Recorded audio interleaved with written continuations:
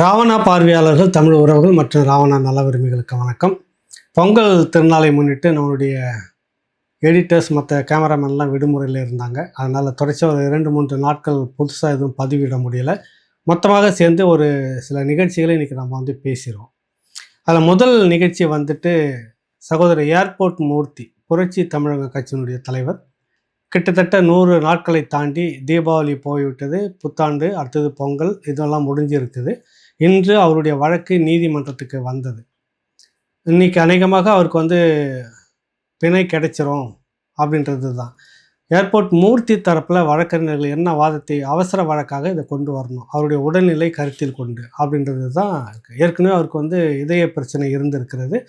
2014 அதிலேருந்து ட்ரீட்மெண்ட் எடுத்துக்கிட்டு இருக்கிறாரு. இப்போ உடல்நிலை எடை வேறு குறைஞ்சிக்கிட்டு இருக்குது. இது மேற்கொண்ட அந்த காரணங்கள்லாம் வச்சு அவசர வழக்காக எடுத்து விசாரிக்கணும் அப்படின்னு சொல்லி கேட்டிருந்தாங்க. அந்த வழக்கு அவசர வழக்கே 10 நாள் தாண்டி 2வது முறையாக 2 முறை தள்ளி இன்று வழக்கு வந்தது. 18ஆம் தேதி, 19ஆம் தேதி, இன்றைக்கி திங்கட்கிழமை வந்தது. அப்போ நீதிபதி தரப்பில் அது எப்படி இந்த மாதிரி குண்டர் தடுப்பு சட்டம் சிறை அப்படின்னு போன உடனே உடல்நிலை சரியில்லாமல் போயிடுமா அப்படின்ற ஒரு கேள்வியை யதார்த்தமாக வைக்கிறாங்க. அதுக்கு ஏர்போர்ட் மூர்த்தி தரப்பில் உரிய காரணங்களை வச்சு எல்லாத்தையுமே சொல்லி இந்த மாதிரி இவருக்கு உடல்நிலை இப்படியாக இருக்கிறது, அந்த அடிப்படையில் தான் கேட்டது. தவிர குண்டாஸ் வழக்கு போட்டதே அவசர கதியில் போடப்பட்டது தான் அதனுடைய உள்நோக்கம் இதிலேயே தெரியும் அப்படின்ற ஒரு காரணத்தை அழுத்தமாக வச்சு வாதம் பண்ணியிருந்தாங்க. அதாவது ஒரு அடித்தடி வழக்கில் கைது பண்ணுறாங்க, கைது பண்ணி நீதிமன்றத்துக்கு கொண்டுட்டு வராங்க. கொண்டு வந்தோடனே உடல்நிலை சரியில்லாமல் மருத்துவமனையில் கொண்டுட்டு போகிறாங்க ராயப்பேட்டை. அங்கேருந்துட்டு அவருக்கு இன்னும் மோசமான நிலை இருக்குதுன்னு ஸ்டான்லி மருத்துவமனைக்கு கொண்டுட்டு போகிறாங்க. அங்கே மருத்துவர்களே அவருக்கு 13க்கும் மேற்பட்ட, இன்னும் நிறைய 10க்கும் மேற்பட்ட சோதனைகள் செய்ய வேண்டியது, ஐசியூவில் வச்சு தொடர்ச்சியாக கண்காணிக்க வேண்டிய பேஷண்ட்டாக அவர் இருக்கிறார் அப்படின்னு சொல்லப்பட்டவரை அடுத்த நாள் காலையில் வரைக்கும் மதியம் வரைக்கும் எப்படி அவசர கதியில் அங்கேருந்துட்டு இந்த அதிக அவசர கதியில் அரசு அழுத்தம் காரணமாக கொண்டு வரப்பட்டார் அப்படின்ற காரணத்தை வச்சுருந்தாங்க.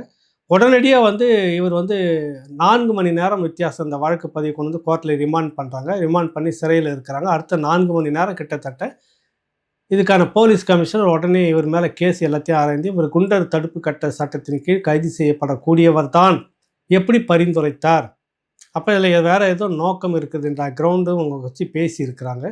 அரசு தரப்பில் இல்லை, இப்போ சமீபத்தில் அரசே அவருக்குள்ள பரிசோதனை எடுத்திருக்கிறது. அவருக்கு இதய பிரச்சனை இருப்பது உண்மைதான், அதெல்லாம் மறுக்கல. அவருக்கு உள்ள கோளாறு இருக்கிறது, ட்ரீட்மெண்ட் எடுத்துகிட்டு இருக்கிறாரு. ஆனாலும் பிரச்சனை இல்லை, இப்போ சீராக இருக்கிறது உடல்நிலை அப்படின்னு சொல்லிட்டு அரசு தரப்பில் வாதத்தை வச்சுருக்கிறாங்க. என்ன அதில் வழக்கமாக சொல்கிறது, சகோதரர் ஏர்போர்ட் மூர்த்திக்காக இவ்வளவு அழுத்தம் கொடுத்து இவ்வளவு விஷயங்கள் செய்ய வைத்தது யார் அப்படின்னு நாட்டு எல்லாருக்குமே தெரியும். அது சொன்னாக்கா ஆனால் அந்த பக்கத்தில் வருவாங்க. அது விடுதலை சிறுத்தைகள் தோழர் திருமாவளவன் தன்னை தனிப்பட்ட முறையில் தாக்குவதாக நினைச்சுக்கிட்டு தான் இப்படியான வேலைகள்லாம் செய்துட்டு இருக்கிறாரு, ஒரு அழுத்தம் கொடுத்துருக்கிறாரு அப்படின்னு பலரும் பேசியிருக்கிறாங்க. எது எப்படி இருந்தாலும் 2 தரப்பு வாதத்தையும் பொதுமக்கள் கவனிச்சுட்டு இருக்கிறாங்க. காலம் எப்போதும் போல் எல்லாருக்கும் ஒரே மாதிரியாக இருக்காது அப்படின்னு. ஒரு பக்கம் அவர் ஏர்போர்ட் மூர்த்தி இந்துத்துவவாதி, அந்த அடிப்படையில் தான் அவர் விசிகா மீது மற்றபடி திமுக மீதும் கடுமையான விமர்சனங்களை வைத்து கொண்டு இருக்கிறார் அப்படின்னு சொன்னாலும் கூட பேசிக்கிட்டு இருந்தாங்க. விமர்சனம்லாம் வந்துட்டு இருந்து பார்த்துட்டு இருந்தோம். ஆனால் இத்தனை நாட்கள் கடந்து விட்டது. பாரதிய ஜனதா கட்சி வேடிக்கை பார்த்து கொண்டு இருக்கிறது. அவர் இந்துத்துவா இருந்தால் என்றைக்கோ இறங்கி பெரிய வக்கீலை வச்சுக்கிட்டு அதை உடச்சி எதனா பண்ணுறதுக்கு வழி இருக்குதான்னு பார்த்துருக்க முடியும். அப்படி எந்த முயற்சியும் நடக்கலை. ஆனால் எதிர்த்தரப்பில் பார்த்தாக்கா பாஜக தரப்புகளோடு குலாவதும் பார்க்குறதுல சந்திக்கிறதும் சால்வியை போகிறதுமாக இருக்குது. அப்போ யார் பாரதிய ஜனதா கட்சிக்கு அணுக்கமாக இருக்கிறார்கள் அப்படின்னு பார்க்குற எல்லாருக்குமே தெரியும்.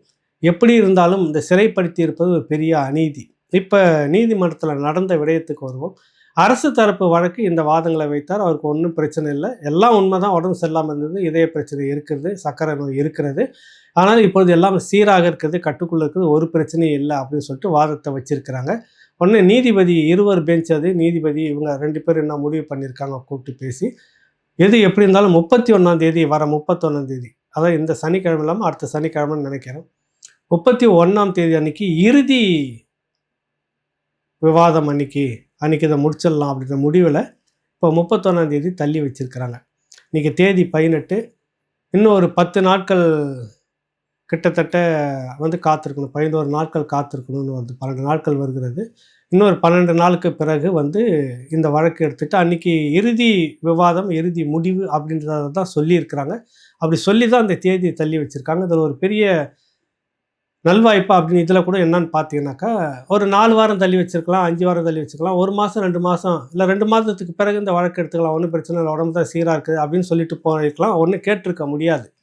ஏன்னா, அவங்களுக்கு இருக்கக்கூடிய வழக்கு நெருக்கங்கள், நெருக்கடி நெறைய தொடர்ச்சியாக ஒரு நாளைக்கு இத்தனை வழக்குகள் பட்டியல் நெறைய இருக்குதுன்றதுல, அதுலேருந்து அவங்க தள்ளி ஒரு 3 வாரம் 4 மாதம் போடு ஒண்ணும் பிரச்சனை இல்ல அப்படின்னு கூட செய்திருக்கலாம். வாய்ப்பு இருக்குது. அப்படி எதுவும் நடக்கல நல்வாய்ப்பாக. ஒரு 10 நாள் இடைவெளியில திரும்ப ஒரு வாய்ப்பு. அன்னைக்கு இறுதி விவாதம் அப்படின்ற மாரி இருக்குது. அன்னைக்கும் இந்த தரப்புலேருந்து ஏதாவது அழுத்தம் கொடுத்து எதனா பண்றாங்களா அப்படின்னு நமக்கு தெரியாது. நீதிமன்றத்துக்கு அழுத்தம் கொடுக்க முடியாது இது. சட்டம் அங்க என்ன சொல்கிறது, என்ன செய்யுதோ அப்படிதான் செய்ய முடியும். வேற ஏதாவது காரணங்கள சொல்லி டேட் வாங்க முடியுமா அப்படின்றாங்க. செய்ய முடியுமா அப்படின்னு அரசு தரப்புல.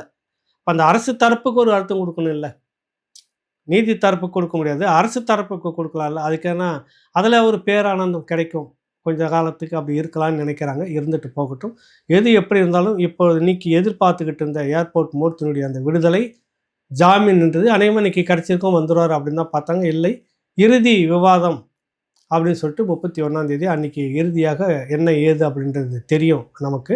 அதனால எதிர்பார்த்துக்கிட்டு இருந்த ஒரு பெரிய எதிர்பார்ப்போடு எல்லோருமே தமிழ்நாடு மக்கள் பலரும் ராவணாவுல குறிப்பா நெறைய பேர் அது என்னாச்சு ஏர்போர்ட் மூர்த்தியோடயே நீங்கள் அப்படியே விட்டுட்டீங்களா, நீங்க அப்படியே விட்டீங்கன்னா, நம்ம டெய்லியும் அத பத்தி பேசிட்டு இருக்க முடியாது. அத பத்தி புதிதாக சொல்றதுக்கு ஒண்ணும் இல்ல. உங்கள ஏதாவது தகவல் சொல்லணும்னா புதிதாக சொல்லணும் நம்ம. புதியதா எதுவுமே இல்லாம பழைய சொன்னதே வச்சுட்டு ஒரே விஷயத்த சொல்லிட்டு இருக்க முடியாததுக்காக தான் இன்னைக்கு விவாதம் என்ன நடந்ததுன்னு, இவர்கள் தரப்புல வழக்கறிஞரா இருந்த அவருக்கும் மூத்தவர்கள் வந்து வச்சிருந்தாங்க. ஆனா இந்த தரப்புல இருந்து பார்க்கறது நாம் தமிழர் கட்சியினுடைய வழக்கறிஞர் பிரிவு அணியில் இருக்கக்கூடிய சங்கர், அடுத்தது ரூபன் 2 பேரும் தான். அதில் மூத்த வழக்கறிஞர் சங்கர் அவர்கிட்ட பேசும்போது தான் இந்த தகவலெல்லாம் சொல்லியிருக்கிறாங்க. அவர்கள் ஒரு மூத்த வழக்கறிஞர்கள், சீனியர் அட்வொகேட் லாயர் தான் வச்சு இந்த வழக்கை நடத்திக்கிட்டு இருக்கிறாங்க. இப்போ என்ன நடந்தது இன்னைக்கு அப்படின்றப்ப தான் இரு தரப்புலையும் இந்த காரணத்தை சொல்லியிருக்காங்க. இறுதியாக அப்படின்னு சொல்லி 31 தேதியை வச்சிருக்கிறாங்க அப்படின்னு இந்த தான் நம்ம உங்ககிட்ட சொல்ல முடியுது. இவ்வளோதான். இது ஒரு வேதனையான கடத்தல் தான். ஒரு சாதாரண விஷயம் எப்படி எந்த அளவுக்கு மாட்டி அதுக்கு உடனே ஒரு குண்டாசுன்னு போட்டு இந்த அரசு இந்த விடயங்களுக்கு எவ்வளவு மெனக்கெடுகிறதோ இது போல் எத்தனையோ விஷயங்களுக்கெல்லாம் நீதிமன்றத்தினுடைய உத்தரவை எவ்வளோ விஷயங்கள் மக்களுக்கு செய்ய வேண்டியதெல்லாம் எப்படி கிடப்பில் போட்டுட்டு இருக்கிறாங்க. இந்த மாதிரியான பழி வாங்கக்கூடிய நோக்கங்களை எப்படி செய்துக்கிட்டு இருக்குது அப்படின்றத நம்ம பார்க்க வேண்டியதாக இருக்குது. திமுக அரசு இதுக்கு ஒரு நாள் கட்டாயம் பதில் சொல்லியே தீரணும். நீங்கள் யாருக்காகவோ இந்த விளையாட்டு விளையாடி இருக்கிறீங்க.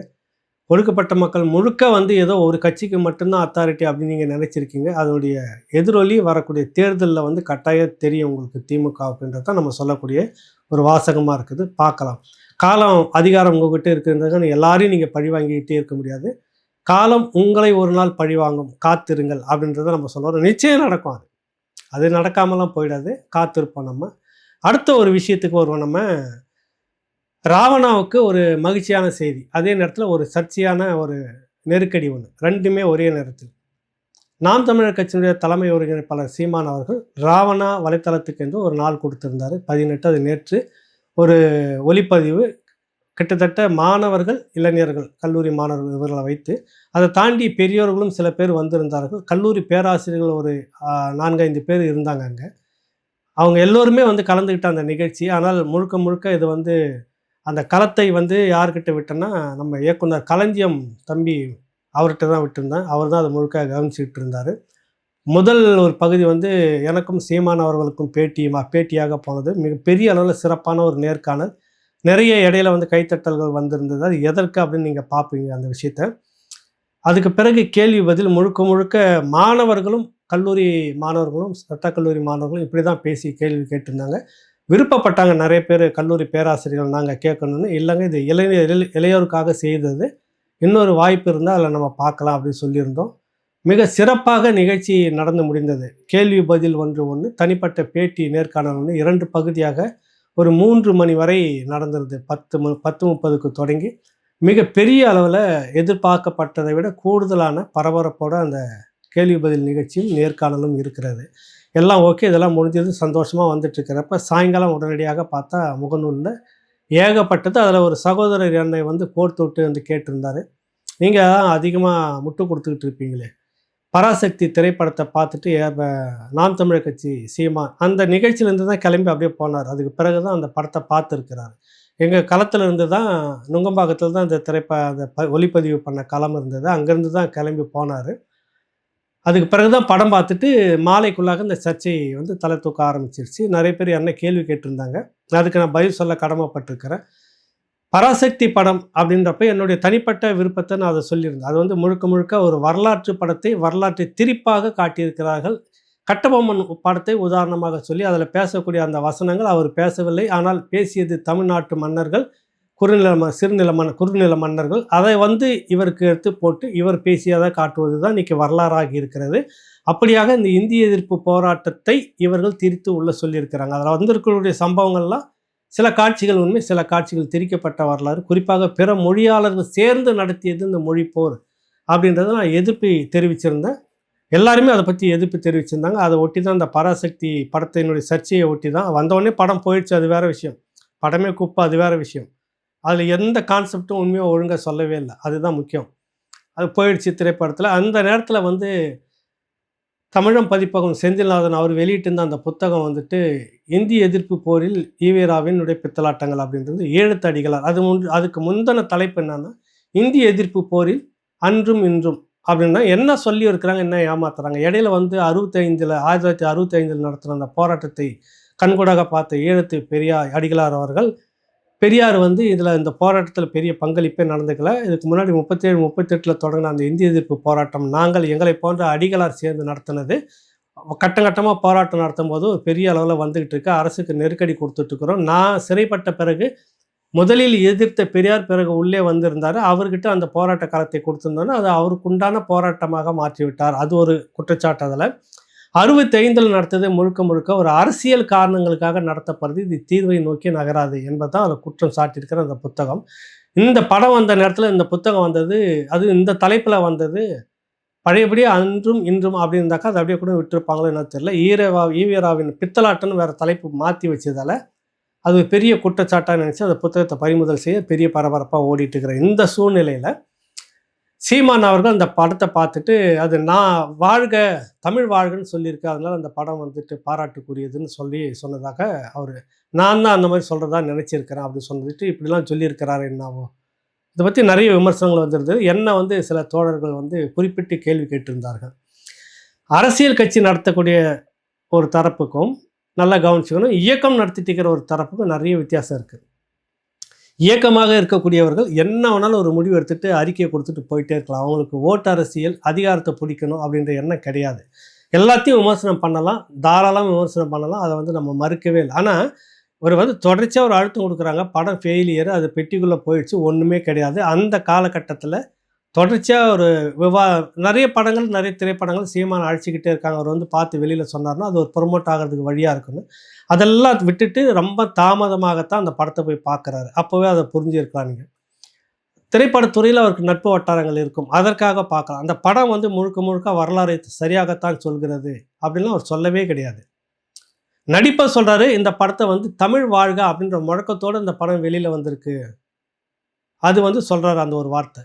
தமிழ் வாழ்க என்பதால் அதில் இருக்கிறது எல்லாத்தையுமே எடுத்துக்கணுமானா எடுத்துக்கக்கூடாது. என்னை பொறுத்தவரைக்கும் எடுத்துக்கக்கூடாது. அவருக்கு அது தேவையில்லை, அது தேவையில்லாத விஷயம். ஆனால் தனிப்பட்ட ஒரு சீமானம் இருந்தால் அது தேவையில்லாத விஷயம் சொல்லிட்டு போகலாம். திரைப்படத்துறைக்குள்ளாக அவர் ட்ராவல் பண்ணுறாரு, திரைப்படத்துறைக்குள்ள நிறைய நட்புகள் இருக்கிறது. அதனுடைய அழுத்தம் காரணமாக அவர் போகிறாரு, இந்த விஷயத்தை சொல்கிறாரு. இதில் என்ன வந்தது அப்படின்றப்ப இதற்கு இவ்வளவு எதிர்ப்பு காட்டுக்கூடிய நாம வந்துட்டு இதுக்கு முன்னாடி வந்துட்டு பொன்னியின் செல்வன் ஒரு திரைப்படம் வந்திருந்தது. நானும் அதை கவனிச்சிருந்தேன். நிறைய பேர் அதை பற்றி பேசிக்கிட்டு இருந்தாங்க. எனக்கு அந்த படம் ஒன்றும் அவ்வளோ பெரிய ஈர்ப்பெல்லாம் இல்லை. அதில் குறிப்பாக வந்துட்டு அதில் ஆதித்த கரிகால சோழன் வந்து பெண்களுக்காக தற்கொலை பண்ணிக்கிறதா முடியும் சீட்ஸ். அதான் எத்தனை பேர் எதிர்ப்பு தெரிவித்தோம், எத்தனை பேர் வந்து பெரிய அளவில் வரலாற்று புரட்டாது, அது தப்பானது, இன்னும் இப்படி பெரிய அளவுக்கு எதனா செய்தோமா, அதுவும் தமிழருடைய வரலாறு தான். சினிமாவாக பார்த்து கடந்து போயிட்டோம் அப்படின்றப்ப இதுவும் அப்படி தானே பார்த்துருக்கணும். என்னென்ன அதில் சீமானை வச்சு பேசுபொருளாக்கும் போது அதுக்குனுடைய வேல்யூ வந்து வேறு மாதிரி இருக்குது. நீங்கள் சொல்கிறபடிலாம் நான் இருந்துக்க முடியாது அப்படின்றது சீமானுடைய வாதமாக இருக்குது. நான் அதை போகிறேன், பார்க்குறேன், சினிமாவை பார்த்து கடந்து வந்துட்டேன். அதில் மொழிப்போர் அப்படின்னு நான் பார்க்கவே இல்லை, அது கிடையவே கிடையாது. அது மொழிப்போர் இதுதான் அப்படின்னு நான் வந்து இதை எல்லோரும் பார்க்கணும் அப்படின்லாம் சொல்லவே கிடையாது. அவர்கிட்ட பேசும்போது அதுதான் நான் படத்தை பார்த்து இந்த தமிழ் வாழ்க முழக்கம் திரைப்படத்துறைக்குள்ளே இப்படி ஒரு வார்த்தைகள் வருவது இது வந்து ஒரு கூடுதலாக இருக்குது, பார்க்கக்கூடியதாக இருக்குது, அவ்வளோதான் சொல்லிட்டு வந்திருக்கு. இந்த படம் முழுக்க வரலாறை சொல்கிறது, மொழிப்போரை சொல்கிறது, இதை ஆதரிக்கணும் அப்படின்லாம் சொல்லவே இல்லை. அந்த கருத்துக்குள்ளாகவே போகலை, இதுதான் விஷயம். இதற்குள்ளாகவே கூட்டம் கூட்டமாக பார்த்தா அறிக்கை வந்திருக்குது. நான் நியாயப்படுத்தல இதில். எனக்கு இதில் வந்து அவர் போயிருக்கக்கூடாது, பார்த்துருக்கக்கூடாது. அது தேவையில்லாத விஷயம் தான். ஓகே. ஆனால் காலம் கடந்து தான் எனக்கு தெரிஞ்சு அவர் தொடக்கத்துலேருந்தே கூப்பிட்டுட்டு இருக்கிறாங்க. படம் வெளிவந்த நாள்லேருந்து வெளிவதற்கு முன்பாக இருந்தே நேரம் இல்லைன்னு கடத்திக்கிட்டே போனவர் கடைசியாக இப்போ எல்லாம் அந்த படம் ஃபெயிலியர் முடிஞ்சு போன பிற்பாடு தான் போய் பார்த்து சொல்கிறாரு. இதையும் எப்படி பார்க்கலாம் அப்படின்னு பேசக்கூடிய நண்பர்கள் நிறைய பேர் அவங்க எழுதுறதுக்கான ரைட்ஸ்லாம் இருக்குது, இல்லைன்னு சொல்ல வரல.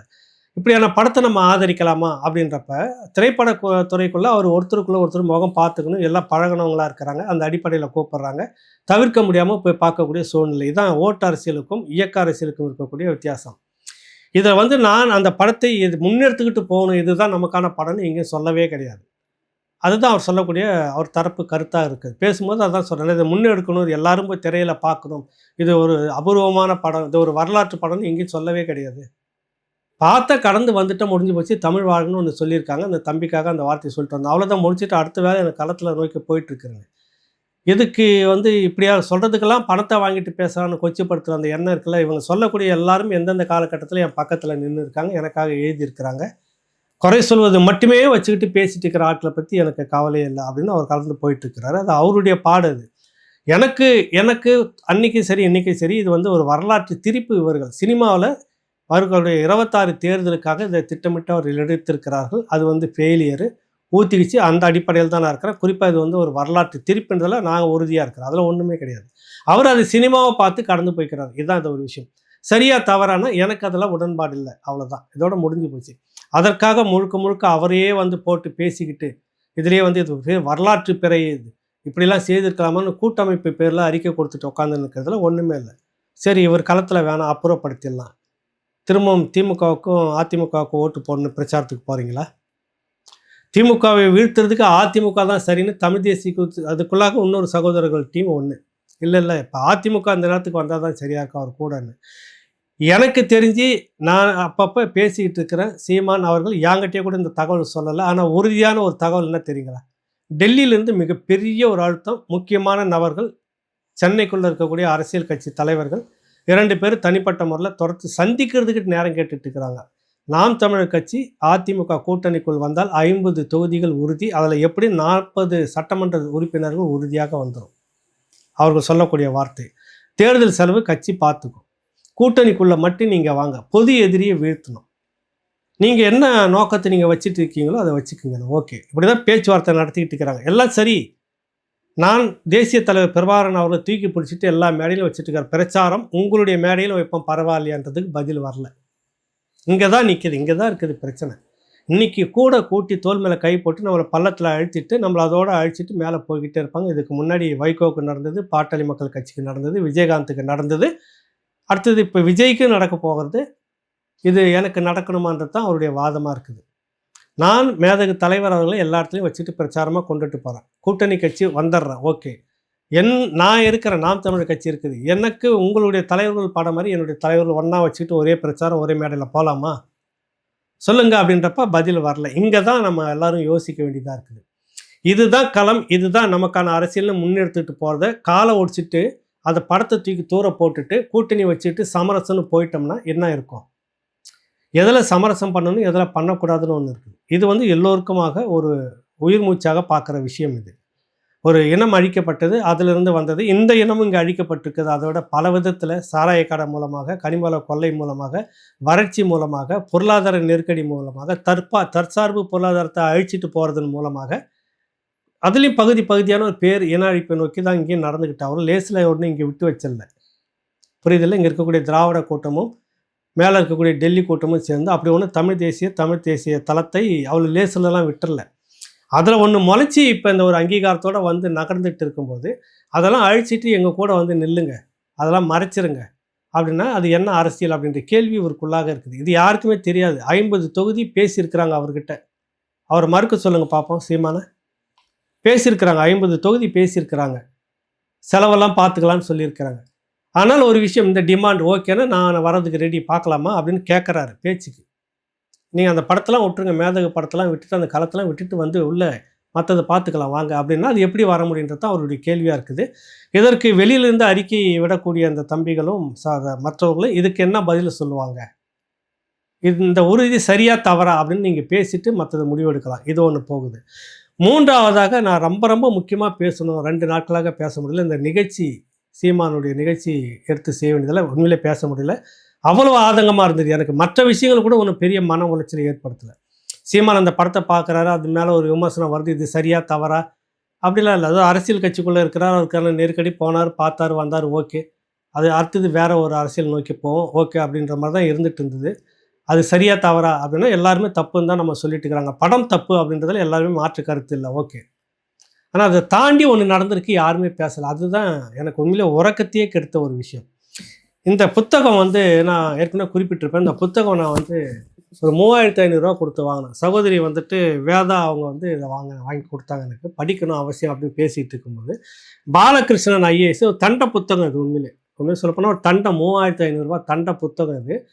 இது இப்படி ஒரு தண்ட புத்தகமாக 3500 இருக்கக்கூடாது அப்படின்றதுக்காக வேண்டி இந்த புத்தகத்தை தமிழ்நாடு அரசு பாடநூல் கழகம், நல்லா கவனிச்சுக்குங்க, இந்த புத்தகத்தை தமிழ்நாடு முதலமைச்சர் ஏற்கனவே பிரதமர் மோடிக்கு இதை கொடுக்குறாரு, ஒரு பண்பாட்டின் பயணம். இந்த புத்தகம் என்ன சொல்லுது? தமிழனுக்குன்னு ஒரு முகம் கிடையாது, அவனும் ஒரு வந்தேரி தான். இதான் நிறுவுது இந்த புத்தகம் ஒரே வார்த்தையில். இதை தாண்டி லெமுரியா அந்த கான்செப்ட்லாம் இல்லை. இவனுடைய ஜெனட்டிக் வந்து ஆப்பிரிக்கன் கண்டத்துலேருந்து வந்தது. அதுக்கான ஆவணங்கள் இப்படிலாம் இருக்குதுன்னு அதை தாண்டி நிறைய ஆய்வுகள் வந்ததை பாலகிருஷ்ணன் அவர்கள் எடுத்துக்கல.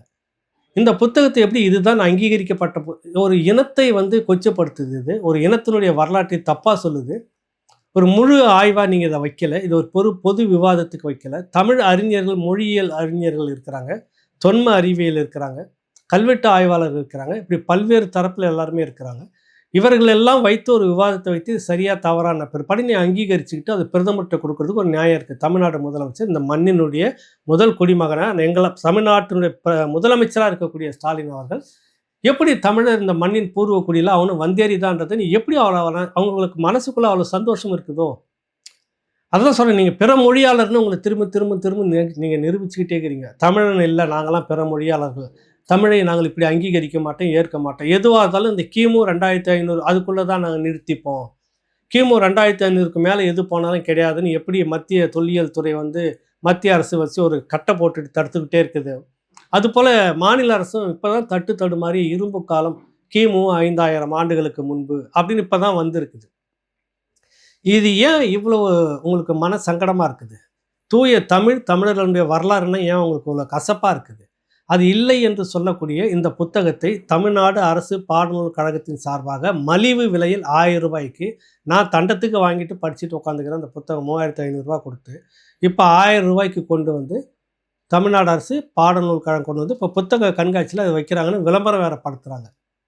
நான் கேட்குறேன், ஒரு முதலமைச்சர் செய்யக்கூடிய காரியம் அது? தமிழ்நாட்டு முதலமைச்சர் ஒரு தனிப்பட்ட ஒருத்தருடைய புத்தகத்தை மட்டும் இதுதான் முடிவு என்று முடிவு எடுத்துக்கிட்டு தமிழ்நாடு அரசு பாடநூல் கழகத்தின் சார்பாக மக்களுடைய வரி பணத்தில் 1000 ரூபாய்க்கு அடிச்சு முடிவு கொடுக்கறதுக்கு நீங்கள் யார் முதல்ல? இது வந்து இறுதி முடிவாக இது? அது அந்த புத்தகத்தை மறுப்பு சொல்லக்கூடிய ஒரு புத்தகம் மாசோ விக்டர் அவர்கள் எழுதிய, இது ஏற்கனவே சொல்லியிருக்கிறேன், பக்ருலி முதல் சிந்து வரைன்ற அந்த புத்தகத்தில் பகுதிக்கு அங்கங்கே நெத்தி பொட்டில் அடிக்கிற மாதிரி விவரித்து கொண்டுட்டு வராரு.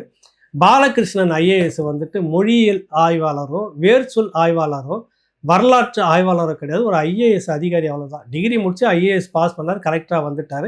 அவர் இருந்த பகுதிகளில் இருக்கக்கூடிய இந்த தமிழ் சொல் பேர்கள் எல்லாம் வச்சுக்கிட்டு வடக்கே இருந்து நகர்ந்து வருகிறது தமிழ், அப்படி தான் இங்கே வந்து தமிழர்கள் வந்தார்கள், வந்தேரிகள்ன்றது தான் அவர் முடிக்கக்கூடிய ஒரு சாரவசமாக இருக்குது. இவர் வந்து என்னென்றார், வேர்ச்சொல் ஆய்வாளர் ஐயா மாசோ விக்டர், வரலாற்று ஆய்வாளர். பல்வேறு தளத்தில் அவர் எழுதின புத்தகங்கள்லாம் இன்றைக்கி மறுக்க முடியாத ஆவணங்களை வைக்கிறார். நீ ஒரு யோக்கியமான அரசாக இருந்தால் இவரை கூப்பிட்டு வச்சு உங்களுடைய புத்தகங்கள் வந்து எந்த விதத்தில் சரியானது தவறானது ஒரு விவாதம் நீங்கள் வச்சுருக்கணுமா இல்லையா, ஆய்வுக்கு உட்படுத்தியிருக்கணுமா இல்லையா?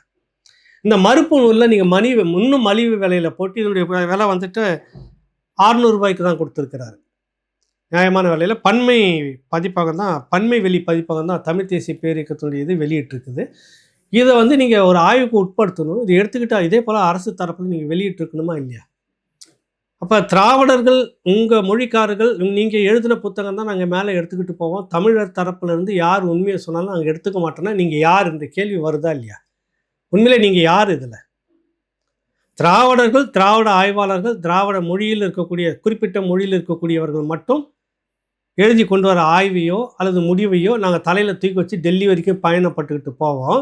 தமிழர் தரப்பில் எப்படிப்பட்ட உண்மைகள் இவர் எல்லா ஆவணங்களும் சர்வதேசத்தில் இருக்கக்கூடிய வரலாற்று ஆய்வாளர்கள், மானுடவியல் ஆய்வாளர் சொல்கிறதுன்னா, மொழியியல் ஆய்வில் சொல்கிறதுன்னா, வேர் சொல் எங்கெங்கேருந்து பார்த்தீங்கன்னா எல்லாமே எல்லாத்துக்கும் நம்ம மூல வேர் சொல் தமிழ்லேருந்து தான் போயிருக்கு. இது எந்த மொழி வேணாலும் எடுத்துக்கொண்டாரு மாசோ விக்டர். பகுதி பகுதியாக அரேபியன் மொழியில் எத்தனை தமிழ் வேர் சொல் இருக்குது, ஆங்கிலம் சொல்லக்கூடிய பிரிட்டிஷ் மொழியில் எத்தனை இதில் இருக்குது, ஃப்ரெஞ்சு மொழியில் எத்தனை வேர் சொல், இப்படின்னு தனித்தனியாகவே புத்தகம் போட்டிருக்கிற ஒன்று 2 வேல்யூ போட்டிருக்கிறார்.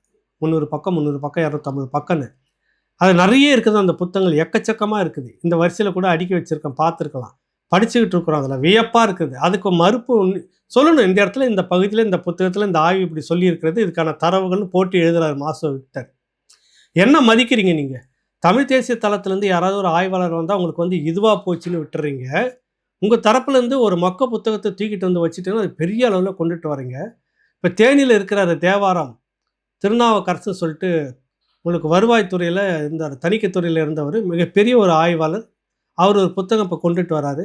கிட்டத்தட்ட அதுவும் இதே புத்தகம் தான். ஒரு பாலகிருஷ்ணன் ஐஏஎஸ் அவருக்கு கொண்டு வந்திருக்கிற அந்த பண்பாட்டின் பயன் என்ற புத்தகத்துக்கு மறுப்பு சொல்லக்கூடிய அத்தனை தரவுகளும் அப்படியே அடிக்க அதை படித்தா இன்னும் வியப்பாக இருக்குது. மாசோ விக்டர் ஐயா மொழியியல் அடிப்படையில், வேர் சொல் அடிப்படையில் இந்த தமிழ் இதனுடைய லெமுரியா கண்டம் இன்றைக்கி அது இருக்குது, அதுக்கான ஆய்வுகள் இருக்குது. வேணா மத்திய அரசு அதுக்கான நிதியை ஒதுக்கி மாநில அரசு கேட்கட்டும், குமரிக்கு கீழே ஆய்வு பண்ணுங்கள், அதுக்கான தடங்கள் கிடைக்கும்ன்றது உறுதியாக சொல்ல வராங்க. ஆனால் இந்த கூட்டம் எல்லாமே இது இல்லை, அப்படிலாம் ஒன்றும் கிடையாது, அது ஒரு கற்பனாவாதம் அப்படின்ற மாதிரி சொல்லிட்டு, சிந்து வெளி இருக்குதுல்ல, சிந்து சமவெளியிலிருந்து தான் வந்தாங்க, இப்படி வந்தாங்க, அதனால தான் உங்களுக்கு அங்கே இருக்கக்கூடிய பல பேர்கள் எல்லாம் பார்த்தா தமிழ்லேயே இருக்குதுன்னு என்ன சொல்கிறதுன்னு தெரியல. ஒரு சாதாரண ஒரு ஆள் எனக்கே இதை படிக்கும்போது இவ்வளோ வித்தியாசம் தெரியுது. இங்கிருந்து பரவி போகும்போது தான் உங்களுக்கு ஆதிச்சநல்லூர், அதுக்கு அடுத்து அப்படியே நேராக வந்தால் சிந்து சமவெளி, அதுக்கு அடுத்து வந்தால் எகிப்து, அப்படி போயிட்டே இருக்கிறப்ப பார்த்தீங்கன்னா இந்த தமிழனுடைய கலாச்சார பண்பாடு, விவசாயம், இப்படி பலதும் ஒரு சாயல் அப்படி பட்டுக்கிட்டே போகும். பேர் உள்பட இன்னைக்கு பாகிஸ்தானில் இருக்கக்கூடிய மலைவாச பகுதின்னு சொல்லக்கூடாது, அதாவது இஸ்லாமியர்களே ஆதிவாசிகளாக இருக்கக்கூடியவர்கள், பழங்குடிகளாக இருக்கக்கூடியவர்கள் பார்த்தீங்கன்னாக்கா சேவல் வச்சு கும்பிட்டுக்கிட்டு இருக்கிறாங்க இன்றைக்கும். ஏன்னா இங்கேருந்து போன அந்த தொன்மம் தான் அது எல்லாமே. அப்போ இதெல்லாம் மறுத்துட்டு தமிழ்நாடு அரசு மக்களுடைய வரி பணத்தில் எடுத்து ஒரு தண்ட புத்தகத்துக்கு மலிவு விலை புத்தகம் 1000 ரூபான்னு போட்டு அந்த புத்தக கண்காட்சியில் எல்லாரும் இருக்குது வாங்கிக்குங்கன்னு சொன்னீங்கன்னா அப்போ இந்த புத்தகம்லாம் என்ன ஆகிறது? தமிழர் அறிஞர்கள்லாம் உங்களுக்கு அவ்வளோ இலக்காரமாக? நீ யார்கிட்ட வரியை வாங்குற, என்ன அர்த்தம்? நீ ஒரு கமிட்டியை வைங்க, ஒரு பொது விவாதத்தை உருவாக்குங்க, இந்த 2 புத்தகத்தில் எது சரின்னு சொல்லிட்டு ஒரு ஆய்வுக்கு உட்படுத்துங்க. பிறகு நீங்கள் ஒரு முடிவு எடுத்துகிட்டு கொண்டுட்டு போங்க, இதாங்க சரியானது, பாலகிருஷ்ணனுக்கு மறுப்பே கிடையாது, நீங்கள் சொல்லுங்கள், ஒத்துக்கலாம். எந்த அடிப்படையில் இந்த புத்தகத்தை நீங்கள் எடுத்துகிட்டு கொண்டுட்டு வரீங்க? ஆக தமிழ்நாடு முதலமைச்சர் ஸ்டாலின் அவர்களுடைய செயல்பாடு தொடர்ந்து கண்டிக்கக்கூடியதாக இருக்கிறது. தமிழ் அறிஞர்கள் நீங்கள் தொடர்ந்து புறக்கணிச்சுக்கிட்டு வரீங்க. உங்களுக்கு பக்கபலமாக இருக்கக்கூடிய திராவிடம் இருக்கிறது, திராவிடம்னு இல்லாத ஒன்று இருக்குதுன்னு நிரூபிக்கிற மாதிரியான கருத்து சொல்லக்கூடியவர்கள் மட்டும் தலையில் தூக்கிட்டு வரீங்க. தமிழர்கள் அப்படின்னு ஒரு எண்ணம் இல்லை, அவங்களும் வந்தேரிகள் தான், அவங்களுக்கு பூர்வ குடின்னு ஒன்றுமே இங்கே கிடையவே கிடையாது அப்படின்னு சொல்லக்கூடிய புத்தகத்தை தூக்கி தலைமையில் வச்சு சுற்றுறீங்க. அதற்கு எதிர்ப்பு நூல், மறுப்பு நூல் ஆதாரத்தோடு வரும்போது பின்னுக்கு வாங்குகிறீர்கள் என்றால் உண்மையிலே நீங்களாம் யார் அப்படின்ற கேள்வி வருது. கன்னடாவில் இங்கே யார் கன்னடன் அப்படின்னு எங்கள் அந்த அரசு யாருக்கு கேள்வி கேட்கறதில்ல, அங்கே மக்கள், அங்கே கட்டமைப்பு, அரசியல் யாருமே அப்படி கேள்வி கேட்கறதில்ல, எல்லாம் கன்னடம் தான். இங்கே தமிழர்கள் இருக்கிறார்கள், அவங்க இருந்துட்டு போட்டு. ஆந்திராவில் இங்கே யார் ஆந்திரர்கள் அப்படின்னு அங்கே எந்த அரசும் கேள்வி கேட்டுக்கிறது இல்லை. தெலுங்கானாவில் இங்கே யார் தெலுங்கர்கள் அப்படின்னு அங்கே யாரும் அங்கே கேள்வி கேட்டுக்கிறது இல்லை. தமிழ்நாட்டில் மட்டும்தான் அங்கே யார் தமிழர்கள் அப்படின்னு நீங்களே கேள்வி கேட்டுட்டு அதுக்கு விளக்கம் சொன்னாக்கா அவன் மொழி வழி, அவன் இனவாதி, மொழி வெறியன் அப்படின்னு சொல்லிட்டு இருக்கீங்க. இது சரியான போக்கல்ல, ஒரு வன்மையான கண்டனத்துக்குரியது என்று இன்னைக்கு அதை பதிவு செய்கிறேன். மேற்கொண்டு பல விஷயங்கள் இருக்குது, நம்ம விரிவாக விவாதமாக அதை ஒரு விவாதத்துக்குள்ளே கொண்டுட்டு வருவோம். நன்றி, வணக்கம்.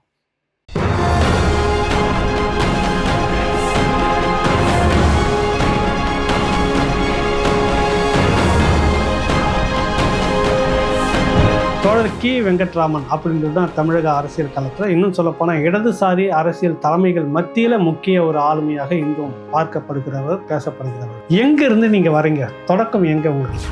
ஊர் எனக்கு தஞ்சாவூர். எனக்கு ஒரு 5-5.5 வயதாக இருக்கும்போது எங்கள் அப்பா இறந்துட்டார். மூத்தவங்க 2 பேர் அண்ணனுங்க, எனக்கு கீழே ஒரு தம்பி ஒரு தங்கை.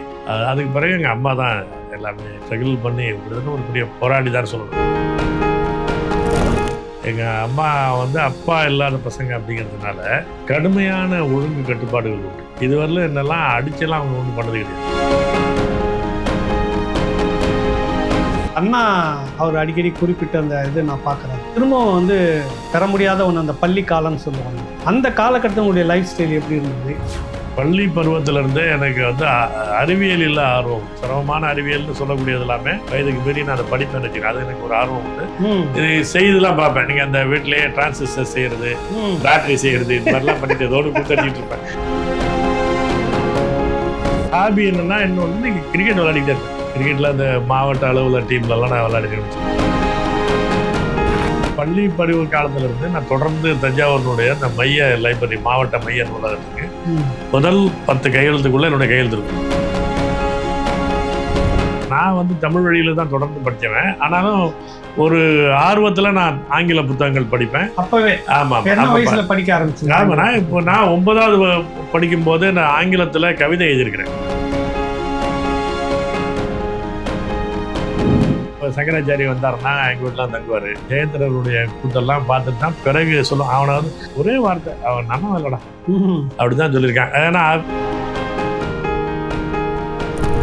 நான் வந்து 6வது படிக்கும் போது எனக்கு மிருதங்க அரங்கேற்றாங்க. நான் வந்து 11வது படிக்கிற வரையிலும் மிருதங்கம் கச்சேரிக்கெல்லாம் போயிட்டு இருந்தேன். நான் பாலமுரளி கிருஷ்ணாவுக்கு அக்கப்படி பண்ணியிருக்கிறேன். நான் வந்து இப்போ இன்னை வரையிலும் என்னன்னா பொய்யை பேச மாட்டேன். உண்மை பேசாமல் கூட இருப்பேன், ஆனால் பொய் பேச மாட்டேன்.